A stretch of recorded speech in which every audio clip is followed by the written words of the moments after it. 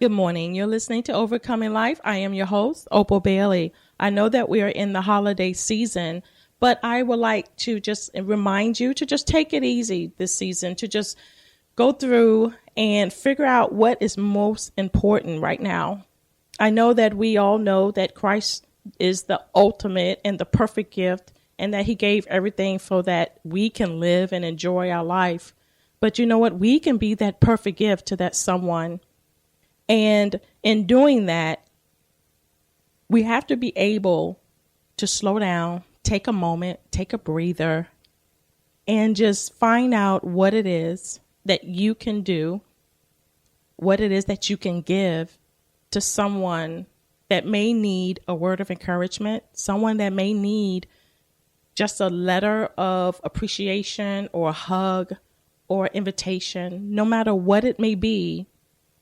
Take a moment throughout your busy day, throughout your busy week of preparing for your family to come in and getting the gifts all ready and wrapped and food prepared on the table, and think about someone else. It's okay to invite a stranger. It's okay to invite a coworker that you know, maybe their family is out of town.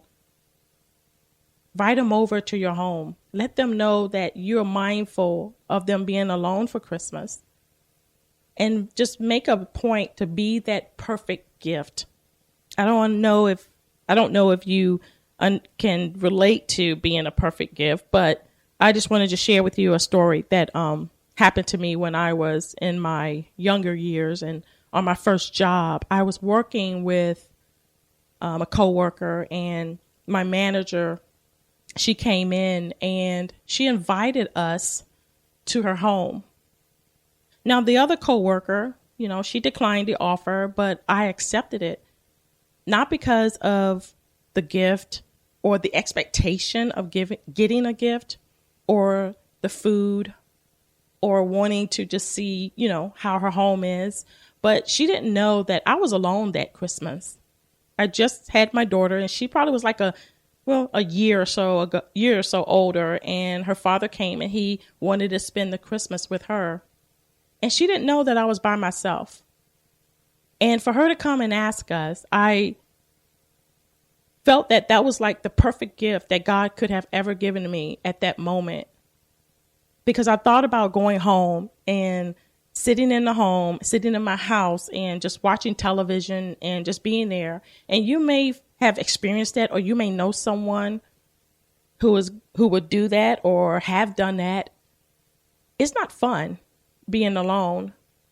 So just take that moment throughout your life, throughout the busyness and the hustle and the bustle of getting that perfect gift or that perfect card, and be a perfect gift to someone, because you don't know what life you will touch or have touched by inviting someone over to your home, baking some cookies and just taking it to your neighbor, just letting your neighbor know you're thinking about them, letting your coworker know that you care about them, or even your boss. Do something for someone else. We live in a society where it's all about us. We're so coming to be so selfish, and it's what we have and what we've accomplished, and everyone else has to get their own. But for this year, this Christmas, be the perfect gift. Be that special gift to that someone that can never repay that back to you. But the lasting memory, the return of what you've done, would be so great throughout the years. Now, this happened to me in 1989, and I still remember it. I still can remember Miss Hightower, who was my boss, coming into our area, inviting us. And when I entered into her home, I felt so welcomed. I didn't feel like I was an employee. I didn't feel like a hired hand. I felt like family. She took me around and she introduced me to every family member. And we had this big table, with full of food, nice spread and everything. And she sat me right beside her. And as we was eating and Everyone was talking, and she reached over to me and said, Opal, you're family now. Here is a boss that didn't know me other than my name and what's on my application. She took the time to be my perfect gift. And I will never, ever remember the love that I felt, the kindness that her and her family gave me. And I was a perfect stranger. I encourage you this year, this season, do something and be a perfect gift to someone else other than your family. Do something for someone else other than trying to receive something back. Just do it and just know and just give it freely, whatever it is. If it's a dinner, give it freely. If it's a card, if it's a gift card, if it's a letter, whatever it is, just give it to someone. Because you never know the impact that you have made on that person's life that will be so lasting, that will be so overwhelming with love. I cannot express to you even now, feeling it. The same love I feel now is what I felt then. It's just overwhelming. Because we're taught that we have our own. We take care of our own. We're not really taught to look after someone else or to reach to help someone else.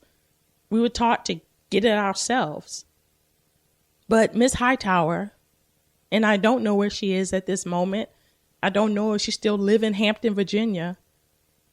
But she had made such a positive impact in my life that I have never forgot that she became that perfect gift for me on that Christmas day. And I believe if she never invited me, I would have went home, sat home, and probably felt miserable or stressed out or depressed or whatever the case may be. You may be in a situation where you can do this for someone and know that it's not all about monetary things. It's not about giving money. It's about time, and it's about love. So go through the rest of this week. Take a moment. Think about someone you work with, a coworker, a boss, your delivery guy, your lawn guys, whoever they may be, and do something special. Take the time and invite them into your world so they can see how a perfect gift that you can be to them and that they can go and carry that over to someone else. I want to leave you with this. Do not forget or neglect or refuse to extend hospitality to strangers, being friendly, cordial, and gracious, sharing comfort of your home, and doing your part generously. For though some have even entertained angels unaware.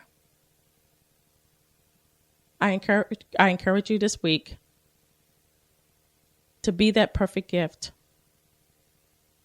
Touch someone's life and see how you can change them. God bless you. And this is Overcoming Life. I am your host, Opal Bailey.